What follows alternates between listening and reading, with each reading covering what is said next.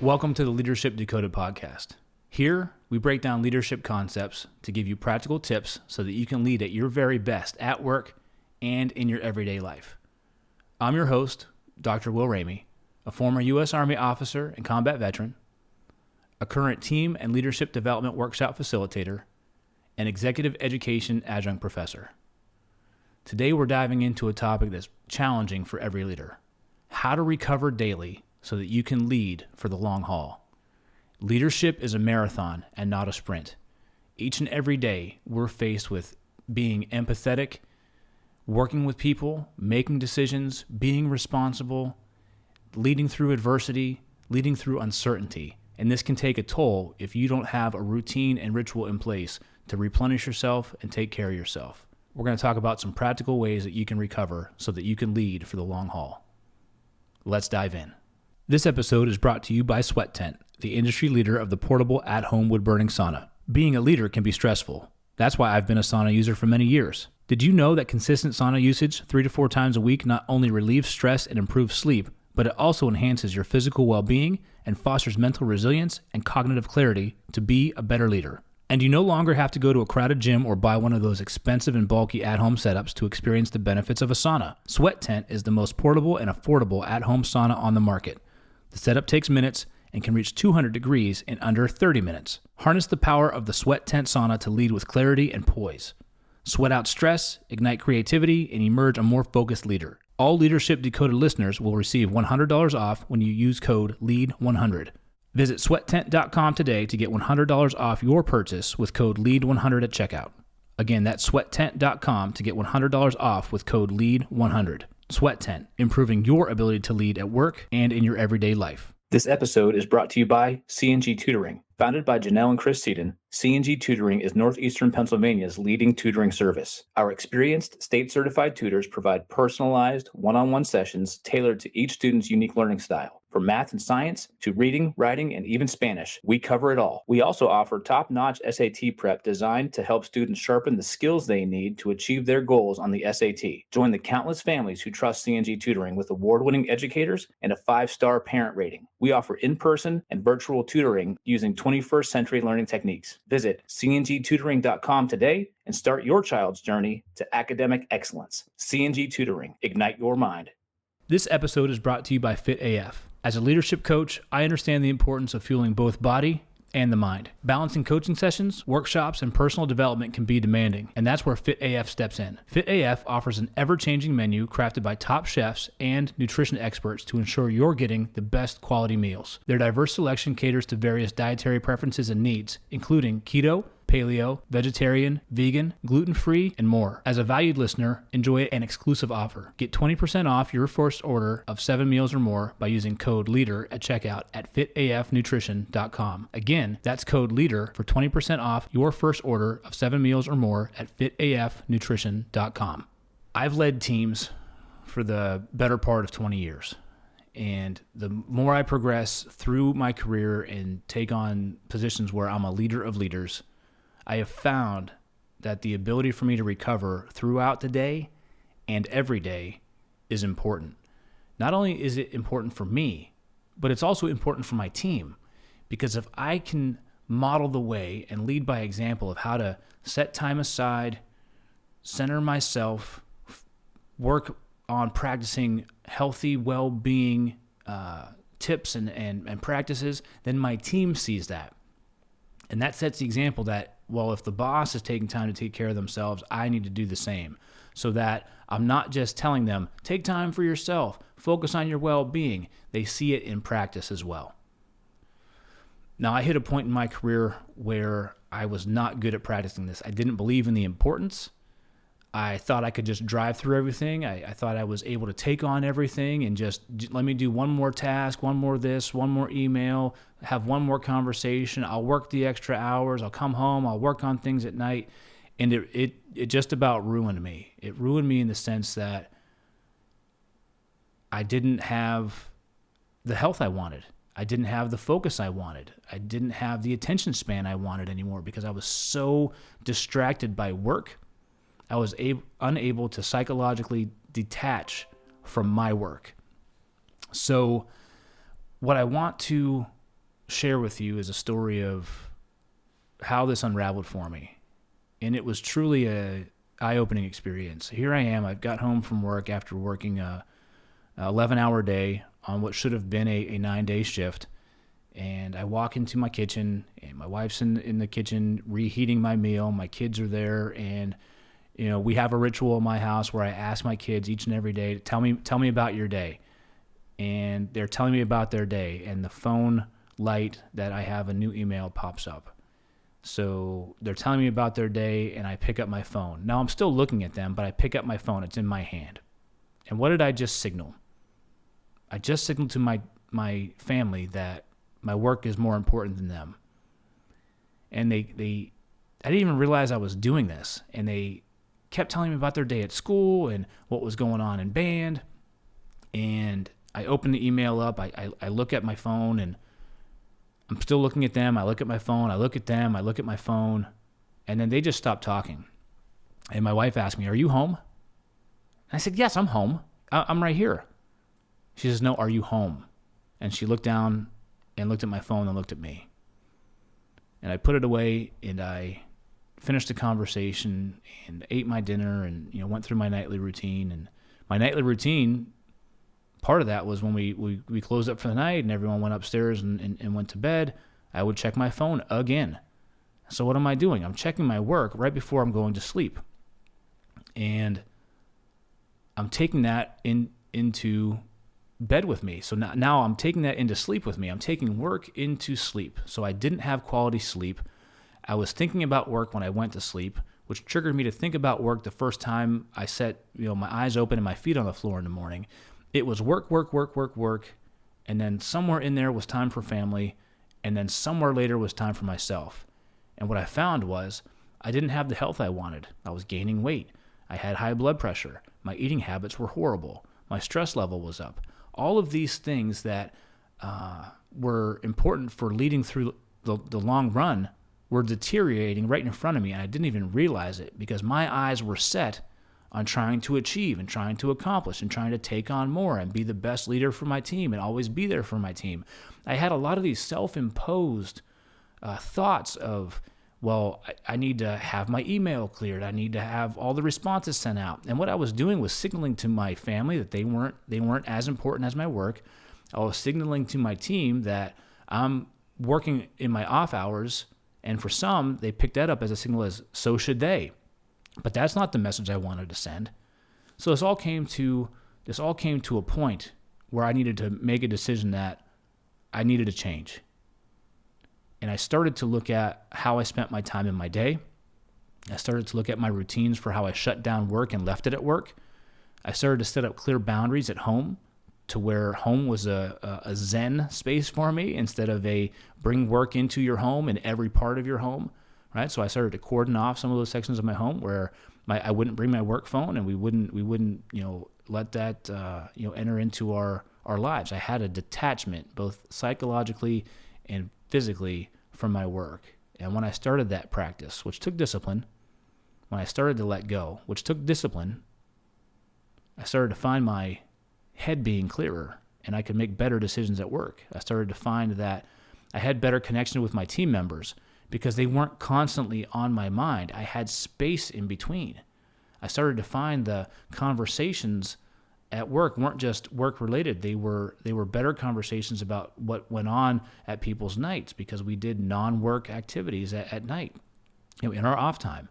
So my relationships at home improved, my relationships with my team improved, and I became a better version of a leader by detaching and setting these boundaries and recovering myself. So that I could be in a leadership position for years to come. So many leaders, I know we find it difficult to disconnect from our work, especially at home. But research has shown that when leaders don't mentally separate from work, it can lead to burnout, not just for themselves, but for their team as well. If you can detach and reset as a leader, your team will benefit too. So what I want to do is explore some ways that you can recover daily to maintain your leadership edge. First is the importance of recovery. Every day, we face countless demands, strategic decisions. We have market pressures. You have constant meetings. You have endless emails. The queue just keeps on coming day in and day out. The challenge is that these pressures don't just appear when you leave the office.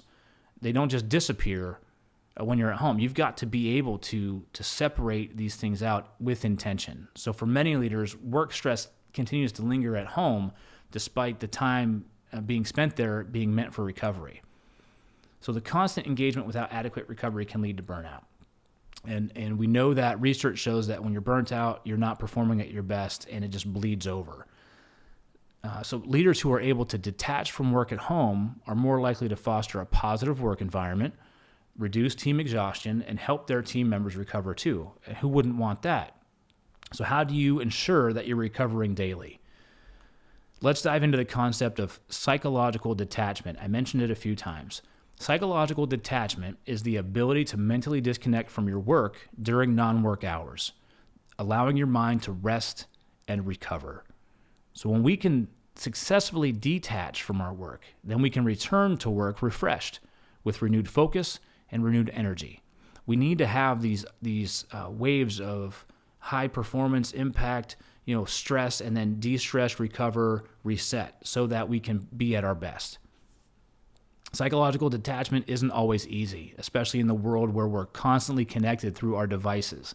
So the key is to build habits that encourage detachment. First, set clear boundaries. Establish a clear end to your workday. I talked in a different episode about rituals and routines. Close out your workday so that you feel comfortable that you can walk away and that you're prepared for the next day before you walk in. So this could mean things like turning off your work notifications after a certain time, designating a specific no work zones in your home, like the dining room, living room, or bedroom. Clear yourself and set those boundaries where your work is shut off for the day and you have space in your home that is a non-work zone. The second is engaging in non-work activities. Spend time doing activities that completely distract you from work. For me, it's golf, it's paddleboarding, it's watching some of the comedy shows that are on TV, exercising, getting outside in nature, hitting the sauna, ice potting, whatever it may be for you. Find your non-work activity and make sure you have time to do that in your day after work so that you can give yourself the mental space you need and to do something different. Third is mindfulness practices. Engage in mindfulness or meditation practices to help your mind shift away from work-related thoughts. This could be something as simple as putting on, soundtrack music and sitting outside, or sitting in a comfortable chair in your home, and engineer your environment to where it's distraction-free. And there's no notifications, there's no TV background noise, there's nobody calling for you. Just give yourself the 5 to 15 minutes that you need to let those thoughts enter your head and move freely through your mind, and you can put them where they need to be and clear your head so that when you're home, you're present. Remember, mastering psychological detachment is not just about improving your own well-being. You're setting the example for your team. And as you practice this yourself, you'll be able to share what works well for you with your team members so they can put it into practice too. Next, let's talk about the ripple effect on your team and about how your recovery affects your team. So research has indicated that when leaders successfully detach from work, it creates a positive ripple effect. When you come back to work refreshed, you're more present, you're more patient, you're better equipped to support your team's needs. So when you think about your ability to set boundaries, your ability to detach from work, to do non-work related activities, now you've got something else to discuss with your team. You've got something else to share with your team. You've got the ability to be more present with your team, and you can share what works for you when you recognize or pick up on a cue from your team members that they may not be detaching from work themselves. So strategies for daily recovery. How can you build a routine that allows for daily recovery? Here's a few things I want to share with you that have worked for me. The first is prioritizing sleep. You set yourself up to where your bedroom environment is one of zen, of quiet, of peace, and you want to shoot for 7 to 9 hours of sleep a night, which means sometimes you've got to let that task go and just handle it the next morning at work. When you have 7 to 9 hours of quality of sleep each night, what you want to be able to do is put yourself into a nightly routine. What I did wrong was I checked work right before I went to bed, which put work in the forefront of my mind, which literally took me time to unwind that thought so that I could get into a deeper quality sleep. What you can do is set yourself up with a routine. Maybe you read before bed, maybe you meditate before bed, or just disconnect from screens for 30 to 45 minutes before you go lay down at night so you can get those 7 to 9 hours of quality sleep. Second, physical activity. I'm a big exerciser, whatever it may be, whatever works for you. It doesn't have to be anything over the top, but find ways to get out to physically and mentally recover through exercise. Exercise has been shown to reduce stress, to boost mood, and helps you sleep better. All things you need to recover so you can lead for the long haul. Third, time outdoors. Spending time in nature can significantly reduce stress levels. When you have time out in nature, you're getting vitamin D, you're getting that fresh air, you're putting your feet on the ground. I mean, if you want to get into it, you start getting out in nature and you start getting into those biorhythms of yourself, of the earth. You're grounding yourself to the resonance of the earth, and you're just finding that peace and quiet. If you can find a spot where you can hear the wind, the birds chirping, be present in that moment. You can feel the warmth of the sun. You can feel the cool of the breeze. You can hear that distant, animal or that distant thing happening off there, and you can just appreciate being in that spot for that time. That gives you time to reset yourself, and it's been shown to lower stress and again, boost mood. And then, lastly, a digital detox plan. Consider setting specific times when you unplug from your digital devices, especially before bed. Have your routine set up throughout your day where you're on your devices during work hours and you're off your devices during non-work hours. And again, you look at some other things we talked about earlier, setting boundaries, engineering your environment. Get that phone, get that laptop, put it away, put it out of reach, put it out of sight so that you can limit your time on that screen, limit your time on that blue light, especially as you wind down for the night so that you can think about something else, something enjoyable, something uplifting or calming so that you can reset yourself each and every day. So by incorporating these strategies into your daily routine, you can create a sustainable rhythm for yourself that supports both your leadership responsibilities, your well-being, and then be able to share this with your team. Remember, leadership, it is a marathon. It's not a sprint. Prioritize your recovery each and every day so that you can serve at your best, you can be at your best, and you can be there for not just your team, but your family and friends as well. Thanks for tuning in to Leadership Decoded here in the Loop Internet Studio. If you enjoyed today's episode, download it, share it with your fellow leaders. Help us get the word out so that we can help everybody lead at their very best each and every day. If you're an organization that's interested in team and leadership development workshops and investing in your future leaders, I want to work with you. I offer research-backed, creativity-infused learning experiences that will make learning stick well beyond the workshop that we deliver together. You can link up with me at LinkedIn at Dr. William Ramey, on Instagram at Leadership Decoded Pod, or check out my website, drwilliamramey.com. Thanks for tuning in to Leadership Decoded, and I'll see you the next time you press play.